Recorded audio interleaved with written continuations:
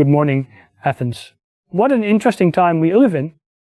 But today, I want to discuss how generative AI is revolutionizing education. As research shows, we're in the midst of an AI renaissance, enabling creative innovations with just a few text prompts. Groundbreaking, right? Generative AI, like the famous GPT series or Midjourney that created my background here, can generate text, images, and other content based on input prompts. Just imagine the possibilities in education. Personalized learning materials, automatic generation of quizzes and tests, and creative, engaging projects are just around the corner. Quite a game changer, wouldn't you say? These AI-driven advancements have the potential to improve learning outcomes, foster deeper teacher-student interactions, and make education accessible to a wider range of learners. But, of course, there's always a flip side. As some schools and countries have started banning tools like ChatGPT. Amusing, isn't it? Instead of fearing change, let's educate the public and embrace the potential of this remarkable technology while also addressing ethical guidelines and responsible AI use. Seems like common sense, really. And what about facial recognition in education? The schools in China are using this technology to track student attention and improve learning outcomes. A bold and innovative, if you ask me. Picture this. It's 2030 and education is democratized, personalized, and accessible to all. As students are engaged and motivated, teachers are empowered, and we've unlocked the full potential of human creativity. All thanks to AI. But that's only if we stop being afraid, start using it wisely, and hello, are you still there?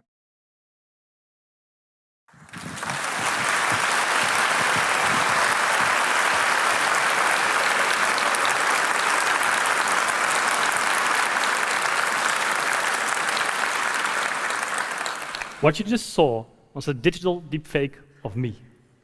An exact digital replica where I recreated myself digitally, cloned my voice, mimicked my movements with AI, and asked ChatGPT to write a script based on my content. This process taught me the amazing power of this technology. And AI can truly revolutionize society or destroy it. As Morpheus from The Matrix once said, "What is real? How do you define real?"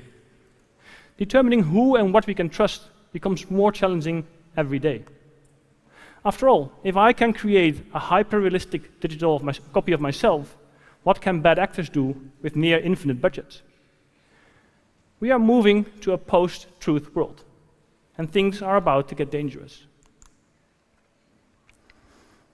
And that worries me. I've been a futurist for over 10 years, starting with big data, moving to blockchain, AI, the metaverse, back to AI. I have a PhD on these topics to understand how emerging technologies change organizations. I've written 4 books about this myself, and I always try to practice what I preach. My work allows me to travel a lot, to help organizations around the world understanding these amazing technologies. But when my son was born in the summer of 2022, I decided to pause my travels. And this gave me a chance to think deeply about what's happening. And the more I thought about it, the more worried I became. Because with now having 2 children, I want to do whatever I can to make sure that they end up in a thriving digital future instead of a dystopian one. Unfortunately, it seems we are rapidly moving into a future that nobody wants. And it seems that we are enslaved by our technologies. Every time when I see parents on the street with a young child in the pram, with a smartphone attached to the pram so that the young kid cannot look anywhere else except for the screen with the bright colors dancing on it, it hurts me. And I feel for the kid. Because this kid doesn't have any chance but to become addicted to these technologies before he or she knows it. If this is painful, recent Dutch research showed that 25% of the babies under 1 year old spend 2 hours or more per day on a tablet or smartphone. And this is self-reported, so most likely it is a lot higher. In addition, almost 10% of the parents give a smartphone to their child when it goes to bed, while it should be asleep. We've truly become enslaved by our own technologies. And that was even before ChatGPT was launched. In my quest to understand how the technology had changed when this amazing technology was released into the public, I decided to write my 5th book with it. I dare say I was the first person in the world to publish a book written entirely by ChatGPT, because it became available only 2 weeks after the tool became available. And that's also when it hit me. The world had changed, and it will never be the same again. Moreover, the dystopian future that I was fearing since the birth of my son all of a sudden had become a lot closer than I anticipated. And with that, the time to do something about it, which was already a closing window, became a lot shorter. Time is ticking, and I feel that the day ChatGPT was launched, the doomsday clock moved closer to midnight.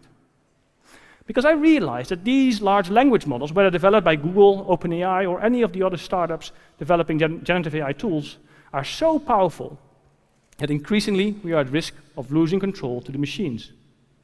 And that is not something to look forward to. Or as Jaron Lanier recently stated, AI will not kill us, but AI driving us insane will. Now, I consider myself an optimistic dystopian, trying to hold two opposing perspectives in my mind to understand how we can end up on the right side of history. So let's first explore my dystopian side.